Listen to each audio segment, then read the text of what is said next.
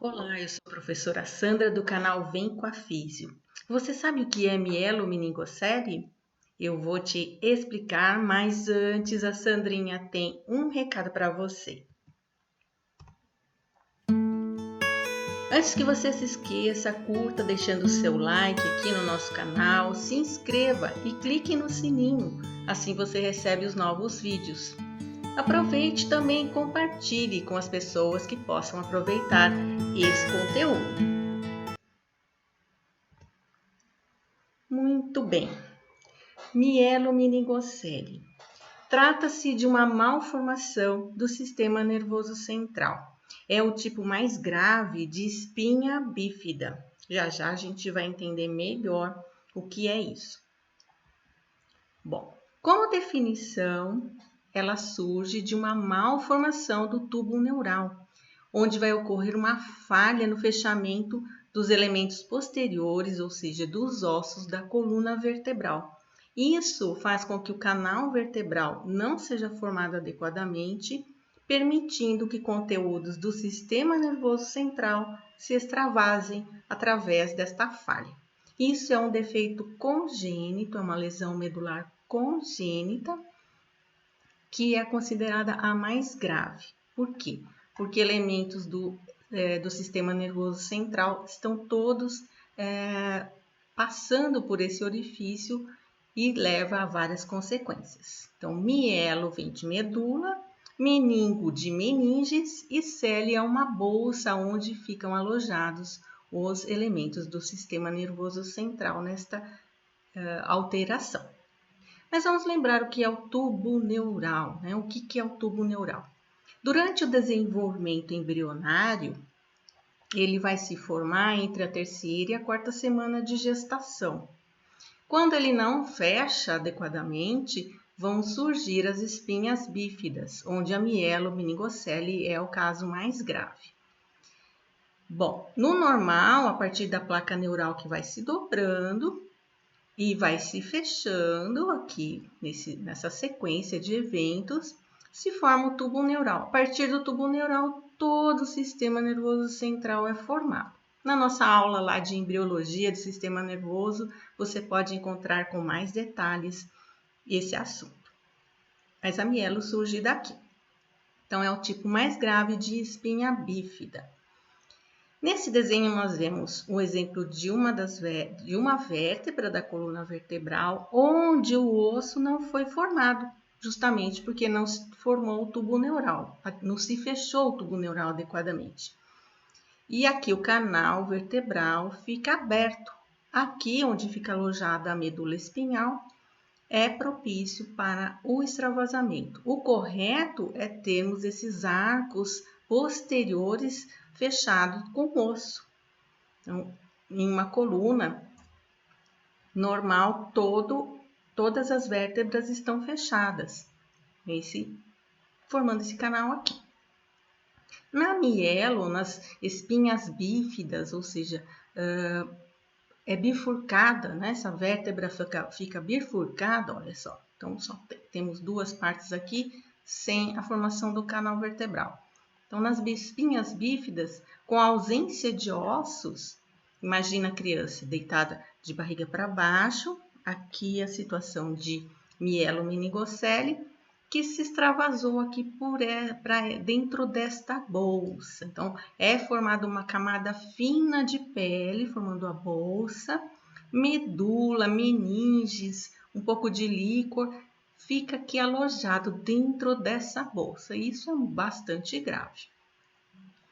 Dando origem, né, ao nascimento, o que nós podemos perceber aqui nessa foto. Uma mielomeningocele das mais comuns, que acontece nessa região aqui, lombo sacral. Elas podem acontecer em qualquer nível da coluna vertebral. Quanto mais próximo da cabeça, mais graves são as sequelas motoras e sensitivas e até as patologias associadas que nós vamos ver já já. Outro caso mais grave aqui é de mielomeningocele tóraco-lombar. Então, grande o defeito do tubo neural aqui, trazendo um extravasamento grande de elementos do sistema nervoso central. Aqui já percebemos uma patologia associada que é a hidrocefalia. Um aumento do crânio já é visível na criança quando ela nasce. Quais as causas? A etiologia da mielomeningocele. São algumas já conhecidas, né, como fatores nutricionais. E o principal é a deficiência de ácido fólico. Esse elemento é crucial, importantíssimo para o fechamento do tubo neural. Alguns autores também relatam deficiência de vitamina A. Fatores químicos, como o uso de algumas medicações pela mãe, né, carbamazepina, fenobarbital e fenitoína, que são medicações para controle de epilepsia, mas também usadas em outras patologias do sistema nervoso central. E fatores genéticos, são vários genes que estão implicados no fechamento do tubo neural, na neurulação primária, que é o caso de muitas mielomeningoceles, mas também em outras fases da neurulação, ou seja, do fechamento do tubo neural. Mas o fator principal que se identifica é a deficiência do ácido fólico mesmo. Tanto que, há bastante tempo, já na legislação brasileira, é adicionado esse elemento nutricional nas farinhas, farinha de trigo, farinha de mandioca também, para as mães, as futuras mães, terem um acesso mais adequado desse elemento. Porém, não é garantido 100% que uma nutrição adequada com ácido fólico vá impedir o aparecimento de crianças com mielomeningoceles. Fatores genéticos também estão envolvidos, ou se a mãe precisa fazer uso dessas medicações. Mas também elas não são indicativos de que a criança vá nascer com mielomeningocele. É uma possibilidade, tá bem? Como é feito o diagnóstico pré-natal? Já é possível se identificar se a criança tem alguma malformação do sistema nervoso central através do ultrassom. Por isso é importante, logo nas primeiras semanas de gestação, se fazer esse exame. Com 20 semanas já é possível identificar um alargamento do canal vertebral e a presença dessa bolsa cística aqui, ó, redondinho, que é a cele. Então, a bolsa cística, porque ali já contém parte de líquor, porém, às vezes não aparecem ainda elementos do sistema nervoso central, mas eles podem começar a se formar e se alojar aqui. E outros dois exames, é o exame de sangue ou de o líquido amniótico, né? Se colhe líquido amniótico da bolsa da mãe, para ver a presença, a dosagem, quanto de alfa-fetoproteínas estão ali. Essas alfa-fetoproteínas indicam que está acontecendo deterioramento do sistema nervoso central, de neurônios. Neurônios estão sendo comprometidos, estão morrendo, não estão se degradando. Então é importante logo fazer um acompanhamento. Por isso que se pede ultrassom e também se identificam outros tipos de patologias através de ultrassom. Mas na mielo isso é bem visível. O tratamento médico consiste de início através de cirurgias. A abordagem cirúrgica deve ser feita nas primeiras 24 horas logo que a criança nasce, para fechar a falha, que é uma criança já com bastante tempo pós-cirúrgico, com tudo fechado, para minimizar as sequelas, para minimizar o risco de infecções. O que mais acontece são as meningites e também de lesão do tecido neural ali exposto. Quanto mais tempo ele ficar exposto, mais lesão vai acontecer, mais oxidação com contato com ar e mais risco de infecções. Então, já é feito logo nas primeiras horas de nascimento, é o mais indicado quando não se pode fazer de uma outra maneira. que é a cirurgia já intrauterina. Já há um bom tempo que esse tipo de cirurgia tem sido feita para corrigir as aberturas que acontecem, o mau fechamento do tubo neural decorrendo aqui a mielomeningocele. Então, é exposta a coluna da criança, abre-se o útero, expõe a coluna, vai fazer um fechamento aqui, depois a criança retorna para dentro do útero para continuar a gestação. É uma cirurgia de alto risco, porém, atualmente com as técnicas que existem, ela é muito bem conduzida e minimiza demais os efeitos que acontecem a partir da mielomeningocele. Se fecha novamente, a criança volta para o útero até ser marcada uma cesariana, a maior parte é feito por cesariana, é muito arriscado fazer um parto vaginal com a criança já com esse diagnóstico de mielomeningocele. Ela volta para dentro do útero para terminar o seu desenvolvimento. Essa cirurgia, ela pode ser feita, depois que a criança nasce, a cicatriz já está bem fechada. Essa cirurgia começou no início a ser feita a partir da 26ª semana de gestação, mas hoje já se preconiza até a 16ª semana de gestação, para minimizar ao máximo os riscos que a mielomeningocele pode trazer e as suas sequelas. De minimizar também risco de óbito para essa criança e para mim. Qual é o quadro clínico, ou seja, o que essa criança vai apresentar de prejuízos motores e sensitivos? No nosso caso, é o que nós avaliamos mais dentro da fisioterapia.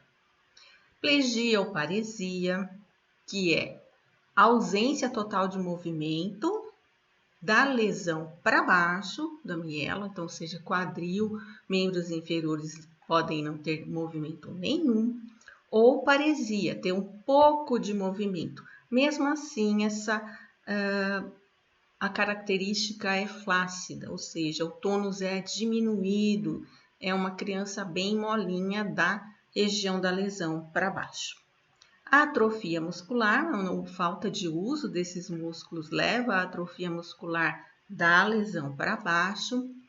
Diminuição ou ausência de reflexos tendíneos. Os reflexos que surgem a partir da medula estão comprometidos, eles não vão se apresentar de forma normal. Há uma diminuição ou ausência de sensibilidade, isso é muito comum. A criança com mielomeningocele muitas vezes não sente dor, não sente o calor, não sente o frio adequadamente, ou às vezes não sente absolutamente nada da lesão para baixo. E outra característica também comum é a incontinência, o mau funcionamento dos esfíncteres, tanto o vesical quanto o retal. Então, a criança não controla nem a bexiga, nem a parte intestinal de evacuação. Tem muitos casos de bexiga neurogênica que precisa de um acompanhamento mais direcionado. Além da mielomeningocele, dessas alterações motoras e sensitivas, existem algumas outras patologias que estão associadas à mielomeningocele. E a principal e a mais recorrente é a hidrocefalia, que é o acúmulo de líquor, ou chamado também de líquido cefalorraquidiano, dentro dos ventrículos cerebrais, que é essa região aqui, bem no interior do encéfalo, onde existe esse líquido, onde ele é formado e circula por todo o sistema nervoso central. De 80% a 90% dos casos de mielomeningocele apresentam a hidrocefalia, esse acúmulo de líquor dentro dos ventrículos. Outra patologia associada, que decorre também em hidrocefalia, é a malformação de Arnold-Chiari tipo 2. Para entender essa malformação, vamos dar uma olhadinha Na base dos ossos do crânio, né, os ossos do crânio aqui, você olhando por baixo, é possível ver o forame magno, cortando esses ossos, olhando por dentro ele novamente aqui. Na formação de Arnold-Chiari, há um alargamento do forame magno. E com esse alargamento do forame magno, algumas estruturas do sistema nervoso central vão se infiltrar, vão escorregar para dentro do canal medular. Então, parte do bulbo e do cerebelo escorregam aqui para dentro do canal vertebral, onde seria o espaço apenas da medula espinhal. Então, essa região aqui onde tem aquele forame magno, ela está mais alargada. Nestas duas imagens, neuroimagens, né, tomografia, ressonância, nós conseguimos ver esse escorregamento, denominando aqui a malformação de Arnold-Chiari tipo 2. E o que acontece com isso? Várias sequelas. Além de ocorrer uma obstrução impedindo a circulação adequada do líquor, vai causar alteração em todo o funcionamento adequado do encéfalo, do cerebelo, de estruturas aqui do tronco cerebral, e isso é muito grave, precisa ser corrigido. Relembrando, então, rapidamente a produção normal do líquor, onde ela acontece, que dentro dos ventrículos esse líquor vai circular por todo o sistema nervoso central, então encéfalo e medula, vai percorrer todos os espaços aqui entre as meninges, vai ser reabsorvido e em uma tomografia é possível ver o tamanho normal dos ventrículos por onde é formado esse líquor. E o que acontece na mielomeningocele?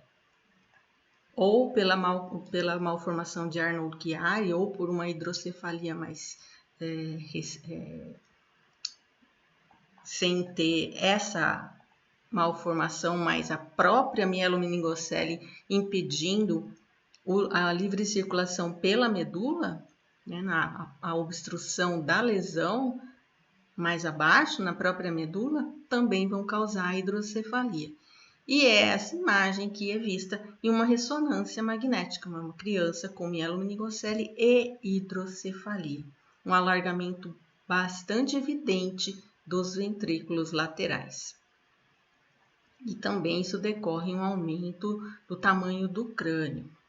Isso é feito um acompanhamento.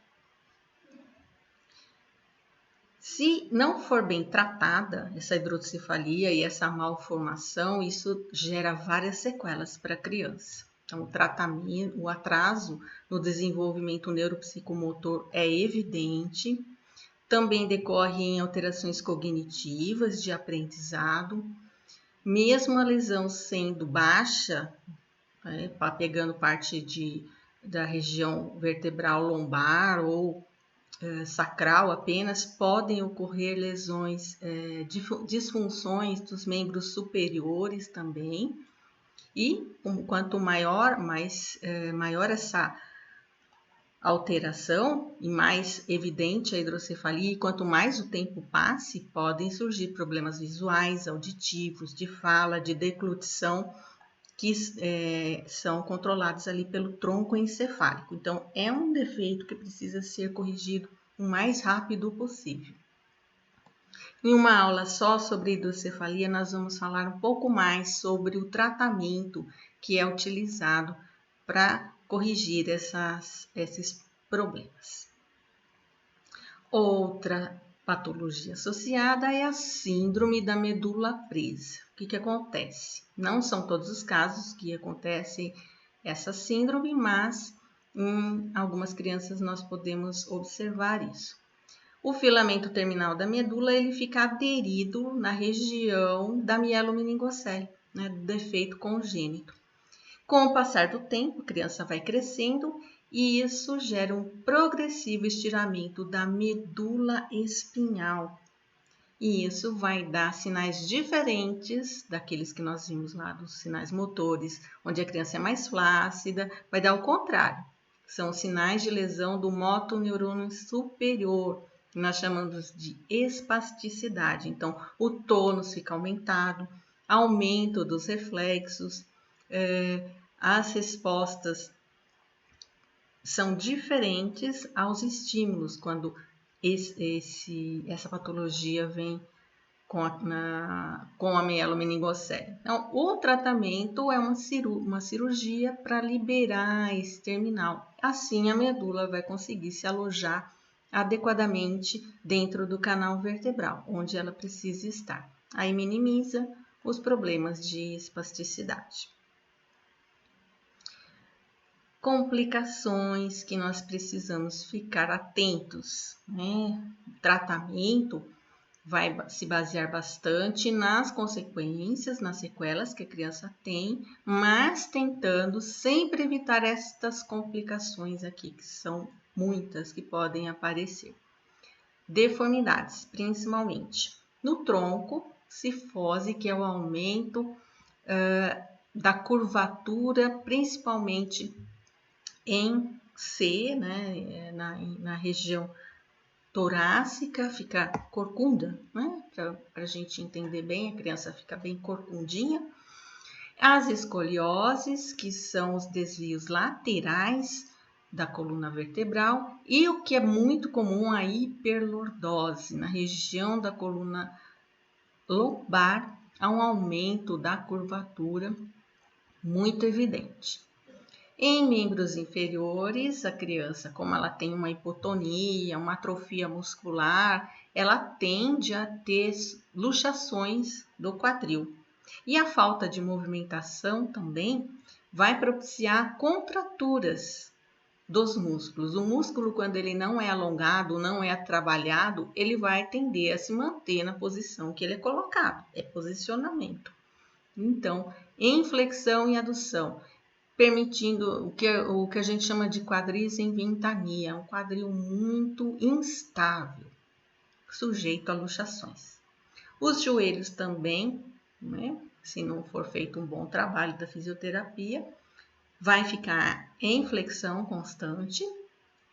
Pés equinos, que é aquele pé, são os pés caídos, né?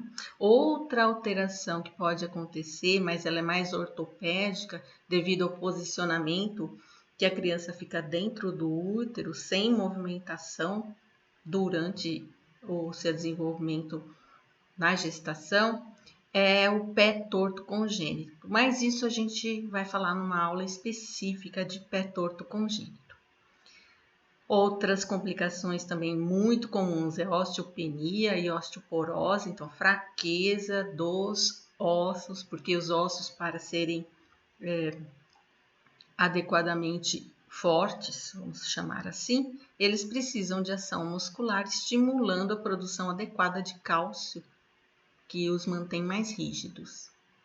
E, finalmente, muito comum, pela falta de sensibilidade ou diminuição da sensibilidade, as crianças não sentem dor da região da lesão para baixo, como eu já disse, se sentem é mínima, e isso gera escaras, porque a criança pode ficar muito tempo em uma posição só, formando essas feridas, que é a diminuição da circulação sanguínea naquele local, a compressão da pele e dos músculos da região, que fica por muito tempo em uma posição só, vai gerar essas escaras, ok?